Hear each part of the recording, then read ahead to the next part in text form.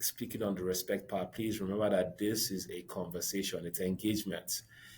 Engagement is about conversation, not debate. Right? You're not a political rival. It's about conversation. It's about again making it to where they can hear you. You want to be heard. So don't make it into a debate. And then follow up. Once you've done this outreach, follow up. Right? Uh, um, Follow up. This is how you make a bigger impact. It's mandatory. The follow up is mandatory. Send a thank you email within 24 hours, right? And then your thank you email repeats your request. Include any facts, if you promise to send them more details, or include that in the follow up. Keep track of what's happening or what happens after your meeting. But again, send that thank you email, highlight your request again in your thank you, um, and then make sure you're paying attention. All right, so that's the process. So I've given us a step by step on how to address this, but there's something more powerful than us lending our individual voices, and that is where we need to. That's where we have a collective voice, right? Building collective power. Your voice is strong, but many voices are going to be louder and stronger.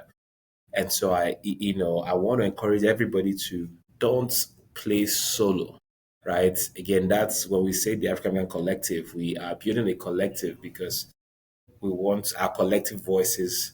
Individually, it's you can bring about the change, but collectively we can start movements, right? We can shift culture. We can make significant impact. So I want you to make sure you're aligning yourself with groups and voices that are aligned with what you're trying to accomplish.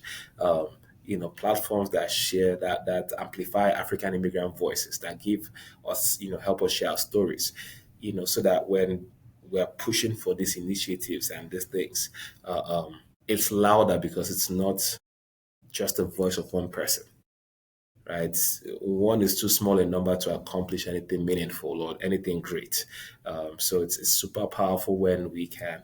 There's that multiplier effect when 100 people tell their story, around a particular issue. One person is great, but imagine 100 people saying, "Hey, I've experienced the same thing, and this is my story, and this is my story."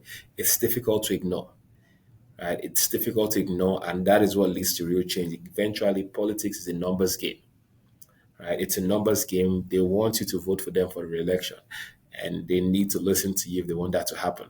So there's that multiplier effect when it's not just your voice, it's not just your story. Um, make sure you're aligning yourself with the right kind of organizations. As I wrap this one up today, I want to challenge you. What is one issue you care about? What is one issue you care about? And then go on one of the platforms I've suggested, I've recommended. Get your representative's phone number, get their email, um, and try this, right? Send an email or something. Like that's the first step. Where it goes is not important. You've been, but let's initiate this. I want us to start. I'm having this conversation to start a culture shift, right? I'm pushing for this so that we can start seeing ourselves as participants in the process, not just a small cog in the wheel. We can actually make a difference. We can actually initiate change. That is what I'm pushing for. All right. Thank you again for listening to me. I hope somebody got something out of this.